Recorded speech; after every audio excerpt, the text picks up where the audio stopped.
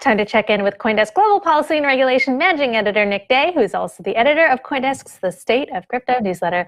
Hi there, Nick. So the latest we've seen is that Gary Gensler has responded to Senator Elizabeth Warren's ask or request to figure out how crypto exchanges should be regulated. What did we learn? Because I understand the letter that the SEC chair, Gary Gensler, had written was made public yesterday.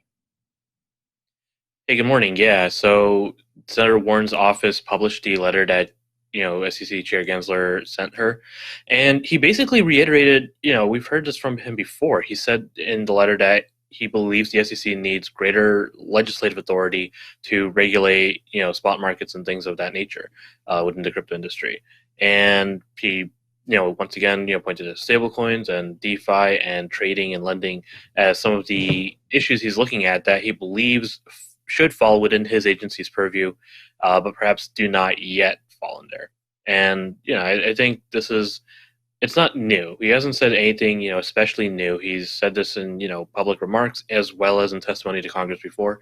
But the fact that he's now, directly saying that in public comments to a senator who is, I think, on the banking committee, if I'm not mistaken. So someone with, some jurisdiction oversight here.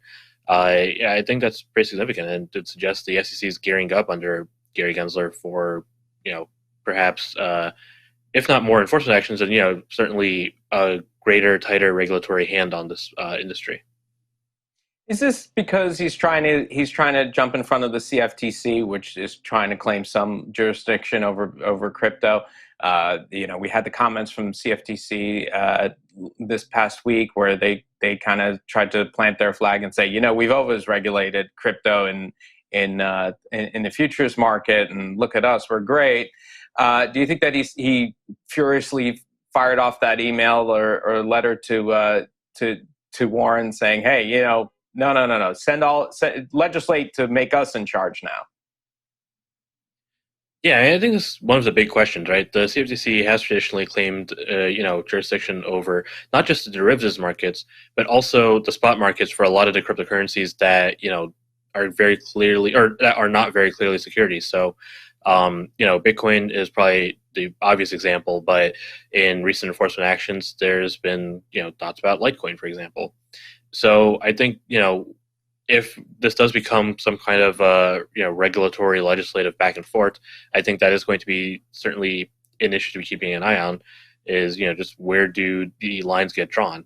And if there is some confusion, then it could be that we end up having a somewhat more divided jurisdictional venue, where if certain things are explicitly carved out for the SEC, does that mean the rest is explicitly ceded to the CFTC, or how exactly is that going to work?